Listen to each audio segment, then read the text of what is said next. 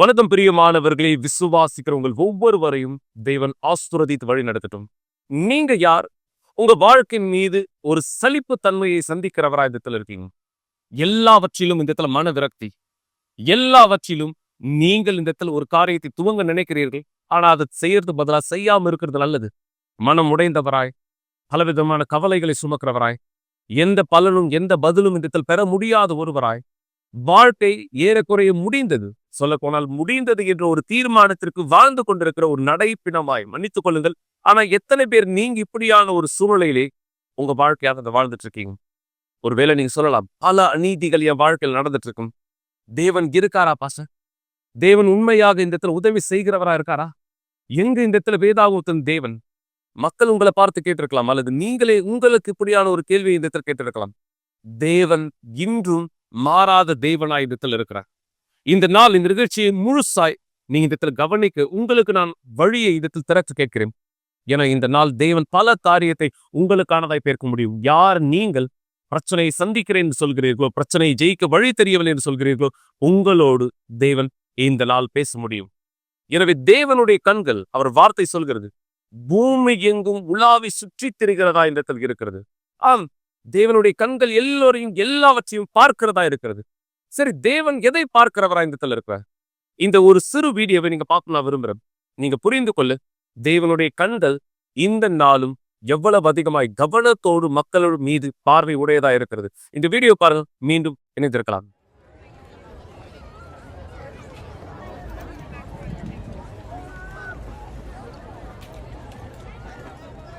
தேவன் வாழ்க்கையின் சந்தைக்கு திரும்பி உள்ளார்.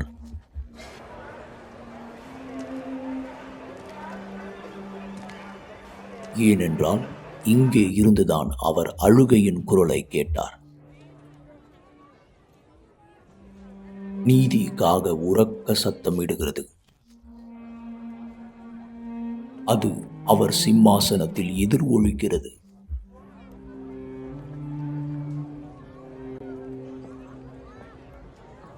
அவர் தேடும் நபர்கள் யார்?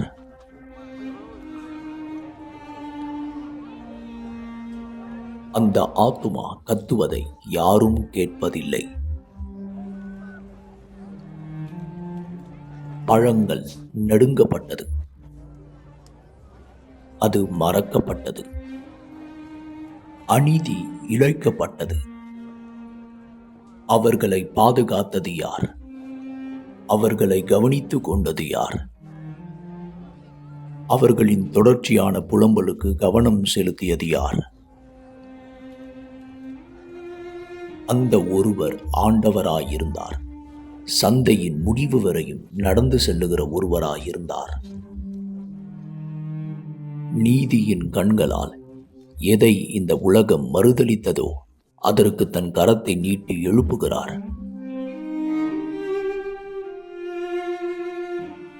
அவர்தான் நமக்கு இந்த கடமையை கற்றுக் கொடுத்தார். நாம் எப்போதும் சோர்ந்து போகாமல் ஜெபிக்க வேண்டும் என்பதை. அவர் ஒரு விதவை பெண்மணியை குறித்து பேசினார். அவளுக்கு வழியும் இல்லை, அவளுக்கு பேரும் இல்லை. ஆனால் அவளுக்கு வழக்கு இருந்தது. விடாமுயற்சியுடன் போராட விசுவாசம் இருந்தது. அனுதினமும் அந்த வாசல் அருகே செல்ல விசுவாசம் இருந்தது. அவள் தட்டக்கூடிய ஒரே இடம். ஆம், சில நேரங்களிலே அவளுக்கு பதில் வரவில்லை. ஆனால் அவள் குரல் கேட்கப்பட்டது. அவள் வழக்கு சரி செய்யப்பட்டது.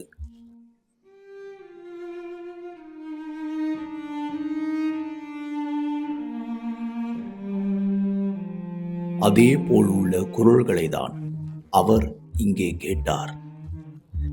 இந்த கதவை நீங்கள் அடைந்த பிற்பாடு பீடம் உள்ளது.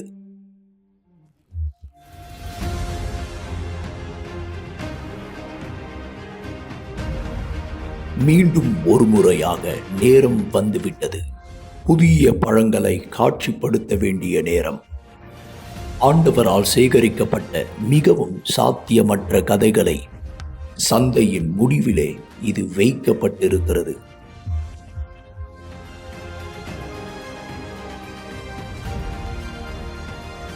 அவர் யாரின் கண்களுக்கும் தெரியாத ஆண்டவர்.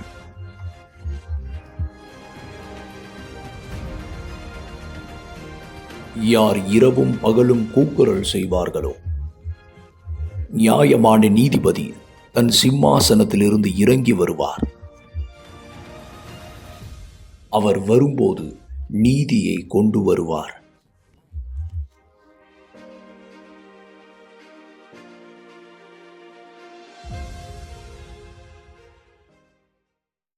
மிக நிச்சயமாய் தேவன் வாழ்க்கை என்னும் சந்தையிலே இதற்கு நடக்கிறார். ஒவ்வொரு நாள் நாம் கடந்து போகிற பல சூழ்நிலைகள், நீங்க நாளை துவங்கி முடிக்கும் வரை கடந்து போகிற பல விதமான பிரச்சனைகள், வேலையிலே, வியாபாரத்திலே, திருமணத்திலே, உங்களுடைய பிள்ளைகள் மத்தியிலே, பண வாழ்க்கையிலே, உங்களுடைய வாழ்க்கையினுடைய ஒவ்வொரு பகுதியிலும் ஆவிக்குரிய நிலைமை உட்பட நீங்க சந்திக்கிற எல்லா பிரச்சனைகளை தேவன் பார்க்கிறார். மேலும் இப்படியான பிரச்சனைகளை சந்திக்கிற நீங்கள் அவரை நோக்கி கூப்பிடும் பொழுது அவர் கேட்கிறவராக இந்த இடத்துல இருக்கிறார். பாஸ்டர், தேவன் உண்மையாக கேட்கிறவரா? தேவன் கேட்கிறவராக இருந்தால் எனக்கு பதிலானது இந்த இடத்தில் கிடைத்திருக்க வேண்டுமே.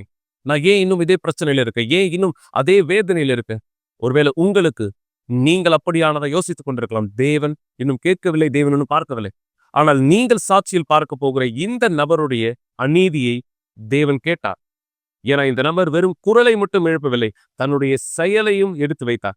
இதுதான் சரியா தேவன் உங்களிடத்திலும் எதிர்பார்க்கிறார்.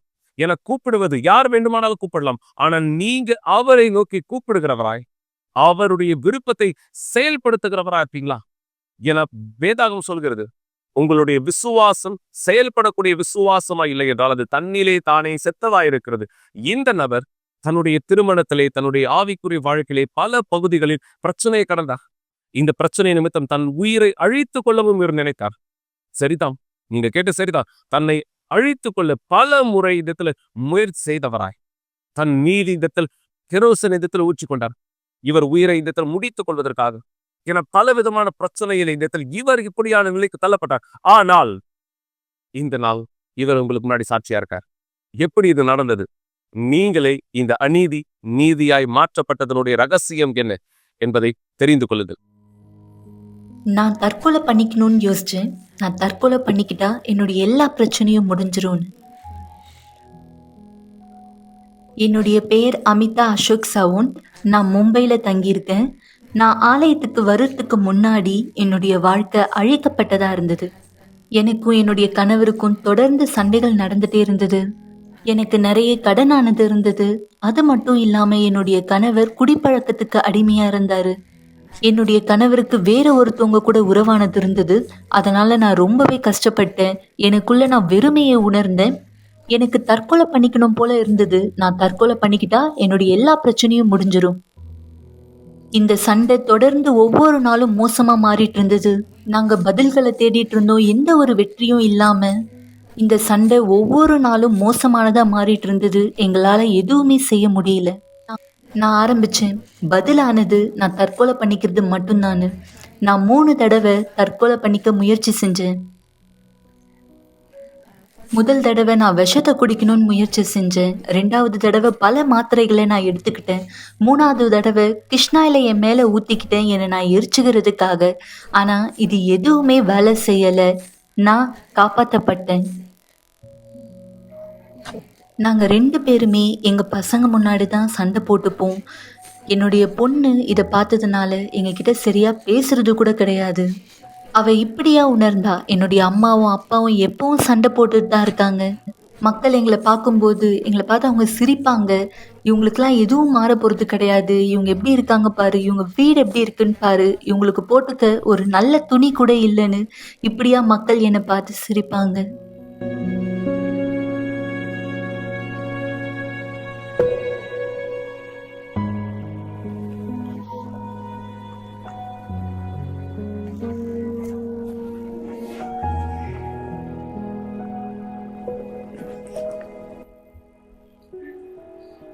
மக்கள் இப்படியா சொல்லுவாங்க, உங்களுக்கு எந்த ஒரு நல்லதும் நடக்காது, நீங்க இப்படியே இருந்து இப்படியே தான் சாக போறீங்கன்னு சொல்லுவாங்க. என்னுடைய குடும்பத்தார் கூட எனக்கு மரியாதை தரல. அவங்க என்னை புறக்கணிக்கிறத போல என்னை நடத்தினாங்க.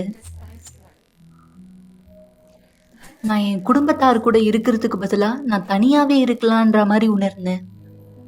என்னுடைய வாழ்க்கை சோகத்தால நிரப்பப்பட்டிருந்தது. நான் இப்படியாக யோசிச்சேன், இனி எதுவுமே மாறப்போறது இல்ல. எந்த வெற்றியும் நான் பார்க்க போறது இல்லன்னு. நான் இப்படியாக யோசிச்சேன், நான் ஒரு ஏழையாவே இருந்து ஏழையாவே சாகப் போறேன்னு. நான் சந்தோஷமே இல்லாத மாரி உணர்ந்தேன். என் கணவர் வீட்டுக்கு வரும்போது என்னை போட்டு அடிக்க ஆரம்பிப்பாரு. அவருடைய வேலையில ஏதாவது பிரச்சனை அப்படின்னா, அந்த கோவத்தை எல்லாத்தையுமே என் மேல காட்டிடுவாரு. என்னை அசிங்கமா திட்டுவாரு. நான் இப்படியா உணர்ந்தேன், இனியும் என்னால இதெல்லாம் ஏத்துக்க முடியாதுன்னு. சில நேரத்துல அவர் என்னை ரொம்ப அதிகமா அடிப்பாரு. அவர் அடிக்கிற அடியில என்னால எழுந்துக்க கூட முடியாது. அந்த மாதிரி அடிப்பாரு.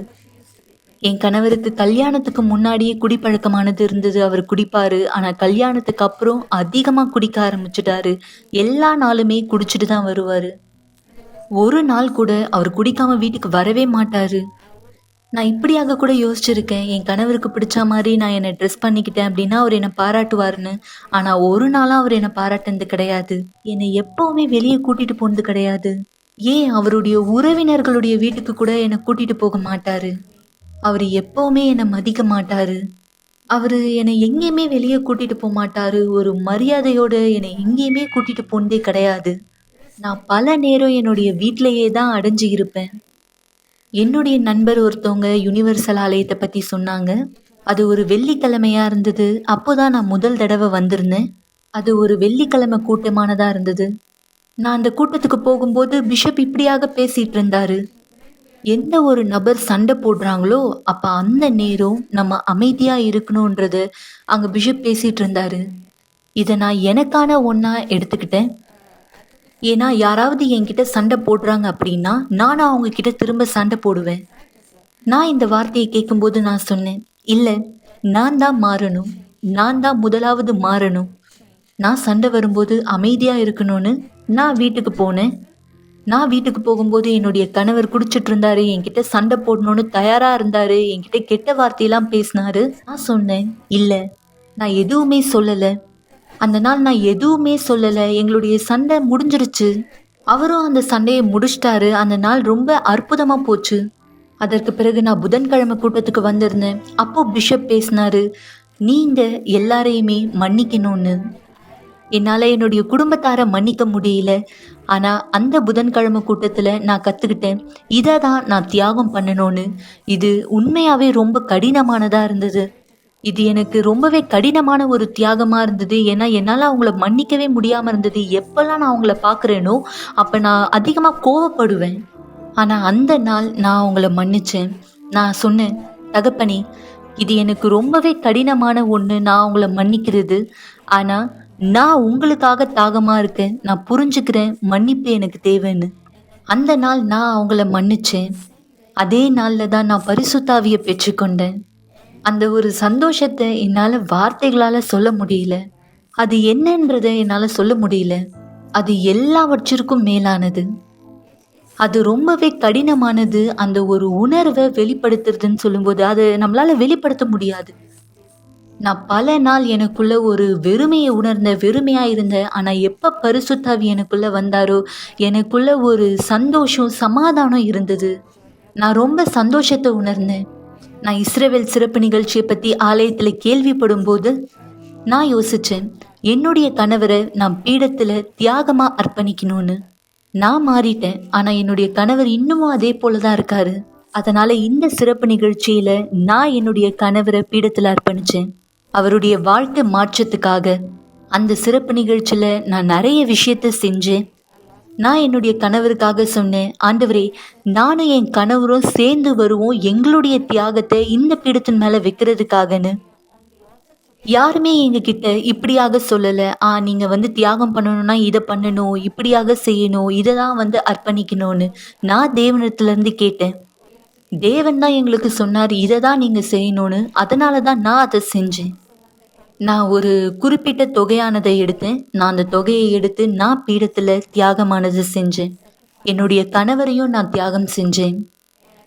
இன்னைக்கு என்னுடைய கணவர் விசுவாசத்தினுடைய கணவரா இருக்காரு. அவரு மாறிட்டாரு.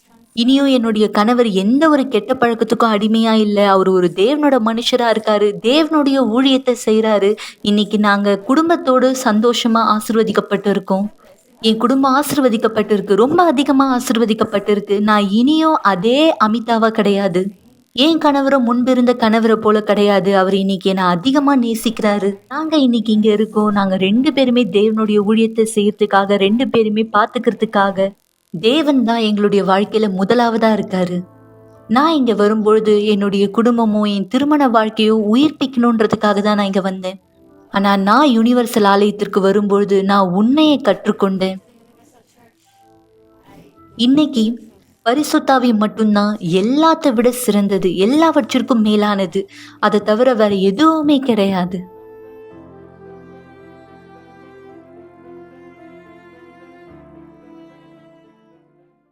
நல்லது மக்களே, இந்த சாட்சி உங்களுக்கான விளக்கத்தை கொடுத்திருக்கும்.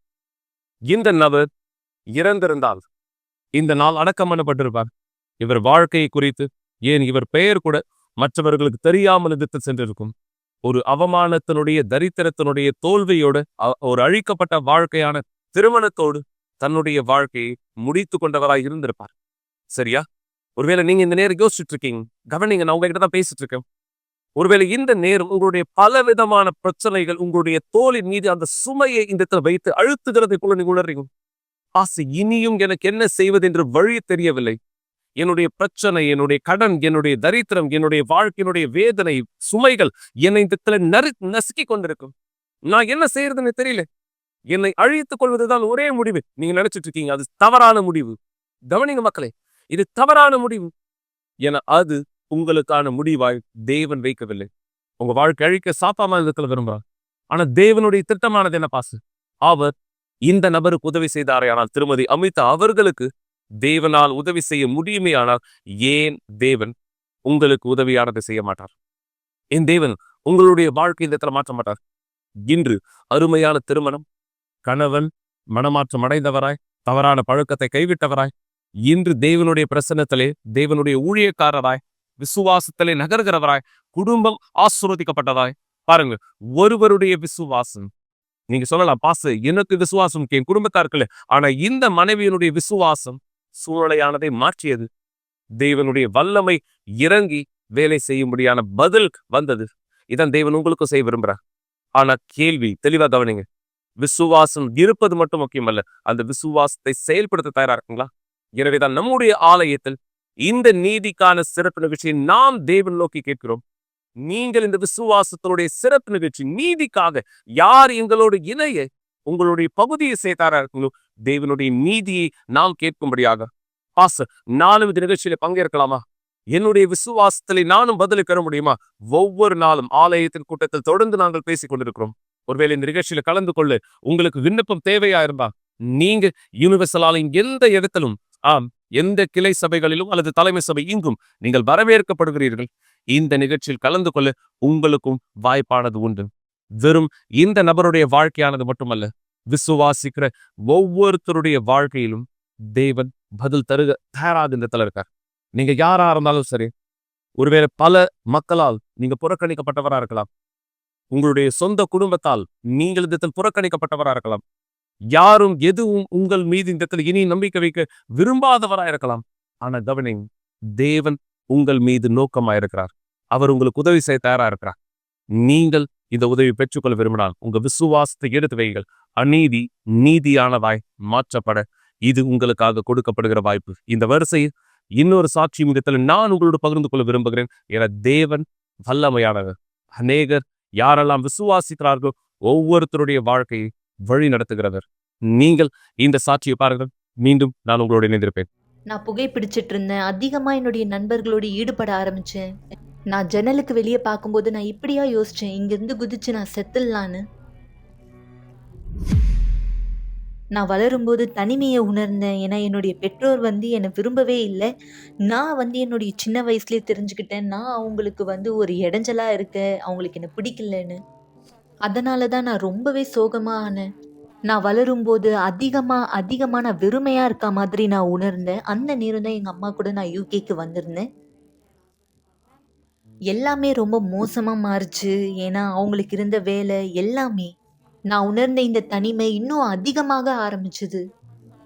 நான் கொலை பண்ணிக்கலாம், மாடி மேலே இருந்து நான் கீழே குதிச்சிடலான்னு யோசித்தேன்.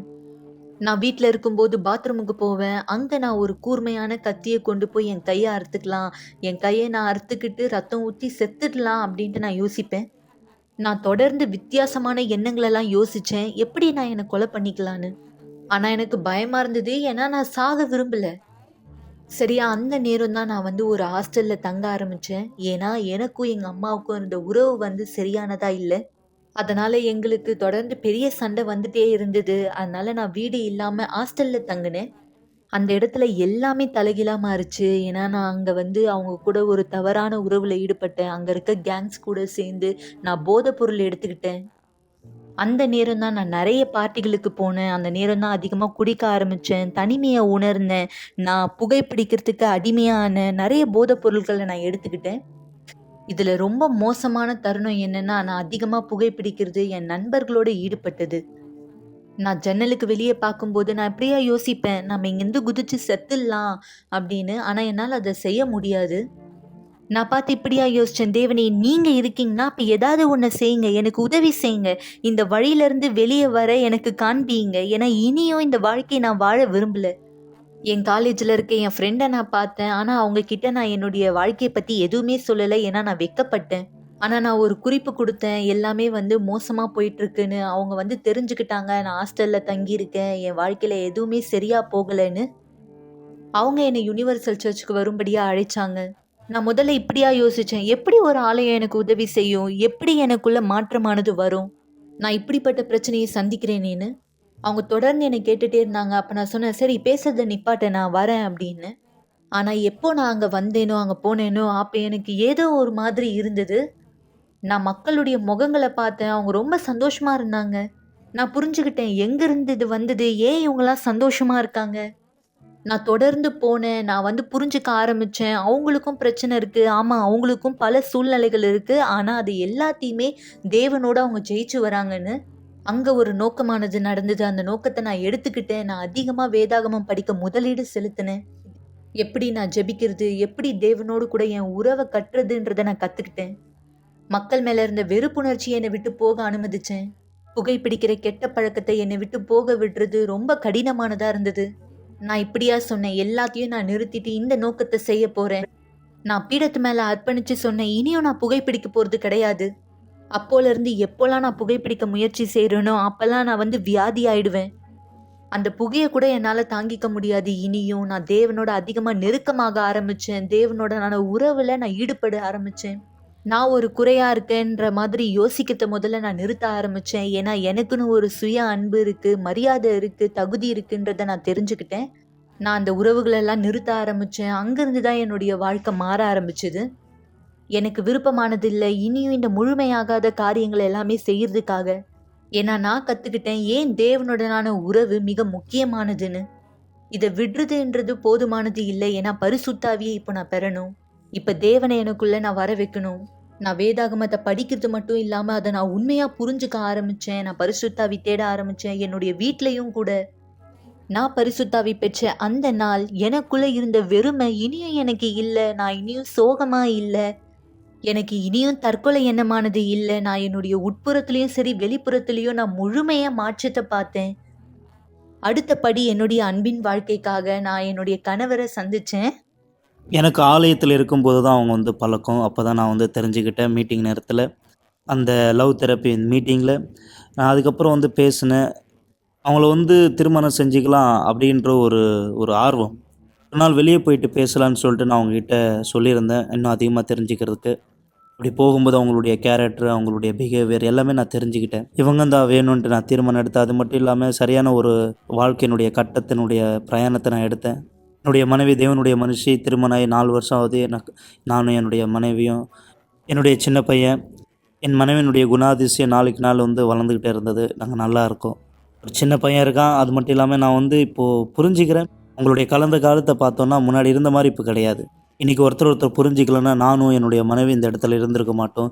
இன்றைக்கி தேவன் தான் எங்களுடைய சூழ்நிலையானது மாற்றிருக்கார். தேவன் தான் எங்களுடைய வாழ்க்கையை, எங்களுடைய குடும்பத்தை இப்போ பார்க்குறது அவர் கொடுத்துருக்காரு. இன்னைக்கு முழுமையா என்னுடைய வாழ்க்கை மாறப்பட்டு இருக்கு. இனியும் எனக்கு தற்கொலை எண்ணம் இல்ல. இனியும் நான் கெட்ட பழக்கத்துல இல்ல. இனியும் நான் வெறுப்போடு இல்ல, கோபத்தோடு இல்ல. இனியும் நான் ஒரு தவறான ஒரு நபரா இல்ல. பரிசுத்தாவி என்னை முழுமையா மாத்திருக்காரு. எனக்கு இருக்கிற வீடு இப்போ ஆசீர்வாதமானதா இருக்கு. எங்களுடைய திருமண வாழ்க்கையின் மூலமா எங்களுடைய குடும்பத்தாருக்கு நாங்க ஒரு உதாரணமா இருக்கோம். முன்னாடி இருந்த உறவை போல எங்க அம்மா கிட்ட இனி எனக்கு இல்லை, எங்க அப்பாவையும் சேர்த்து. ஏன்னா எங்களுக்குள்ள எல்லாமே சரியாயிடுச்சு. நான் இனியும் தனியா இல்லை. இது எல்லாமே என் குடும்பம் ஒண்ணா இருக்காங்க, என் குடும்பத்தார் என் கூட இருக்காங்க அப்படின்றதுக்காக கிடையாது.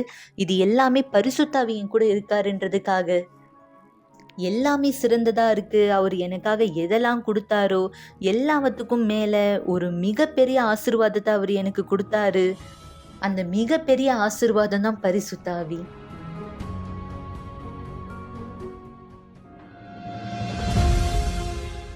நல்லது மக்களே, இந்த சாட்சியானது கேட்டீர்கள். இந்த சாட்சியிலே மிக பொதுவான ஒரு விஷயத்தை நீங்க கவனிச்சிருப்பீங்க. தன்னுடைய சரீரபூர்வமான பிரச்சனையை மட்டும் இவர்கள் ஜெயித்த, மீண்டும் அந்த பிரச்சனை வரும்ன்றது எல்லோருக்குமே தெரியும். ஏன்னா இன்று ஒரு பிரச்சனை ஜெயித்தால் நாளை இன்னொரு பிரச்சனை இந்த இடத்துல காத்துட்டு இருக்கும். நாளை நீங்கள் பிரச்சனை ஜெயிக்க உங்களை தயார்படுத்தினால் நாளை மறுநாள் இன்னொரு பிரச்சனையானது இருக்கிறது. அப்பொழுது ஒவ்வொரு நாளும் இந்த பெலன் யாரிடத்துல இருந்து வரும்? நீங்க பாத்தீங்க இந்த சாட்சியில சந்தோஷத்தை இந்த நாள் உடையவரா இருக்காங்க. ஆனா இந்த சந்தோஷத்தை அழிக்க தான் பிசாசு வேலை செஞ்சுட்டு இருக்கான். அப்ப அவன் தன்னுடைய வேலை இந்த இடத்துல செய்தால் இந்த சந்தோஷத்தை அழிக்க என்ன நடக்கும்? நீங்கள் அவனுடைய வேலையை விட பலனான வேலையை செய்கிறவரா இருக்க வேண்டும். அந்த பலனான வேலை செய்யப்பட ஒரு அவசியமான காரியம் உண்டு. ஒரு நபர் இதற்காக உதவி செய்ய தயாரா இருக்கார். யார் பாசது? ஆண்டவராக இயேசுவால் வாக்களிக்கப்பட்ட தேற்றவாளன் பரிசுத்த ஆவியானவர். தேவனானவராக இயேசு வாக்களித்தார். ஆம், என்னுடைய தேற்றவாளனை நான் உங்களுக்காய் தருவேன். அவர் உங்களை சகல சத்தியத்திலும் வழி நடத்தி கொண்டு செல்வார். இதான் தேவன் உங்களுக்கு செய்ய விரும்புறார். எனவேதான் இந்த விசுவாசத்தினுடைய சிறப்பு நிகழ்ச்சியோடு தானியேல் உபவாசத்திலும் நாம் இணைந்திருக்கிறோம். தானியேல் உபவாசம் என்ன? உங்க சிலருக்கு தெரியும், நீங்க யார் தெரியாதவரா இருக்கு. உங்களுக்கு சுருக்கமாய் சொல்ல, இந்த உலக ரீதியான காரியத்திலிருந்தும் உலக ரீதியான வழியிலிருந்து நம்ம பிரித்து தேவனுடைய காரியத்தில் நம்மை இணைத்துக் கொள்வதற்கான ஒரு மிக விசுவாசத்தின் சிறப்பு நிகழ்ச்சி. ஏன் தானியேல் உபவாசத்தில் நான் பங்கேற்க வேண்டும்? இதனுடைய பலனாய் நான் பெறுவது என்ன?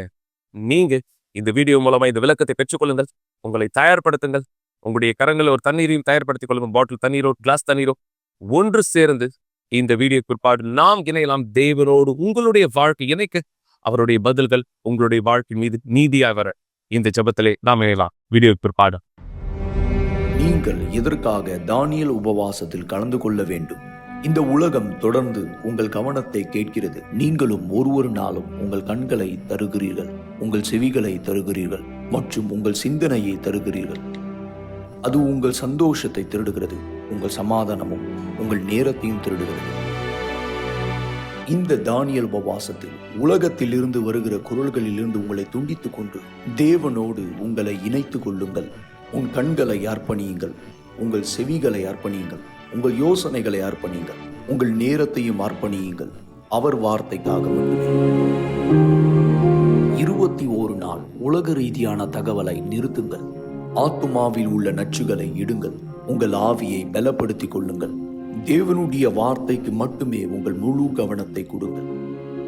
தேவனை ஒரு நாளும் உங்கள் முக்கியத்துவமாய் கருதுகிற அந்த நேரம், அப்பொழுது அவர் உங்கள் வாழ்க்கையின் ஒரு பகுதியாய் மாறுவார். அதற்கான பதிலை நீங்கள் சீக்கிரமாய் அறுப்பீர்கள்.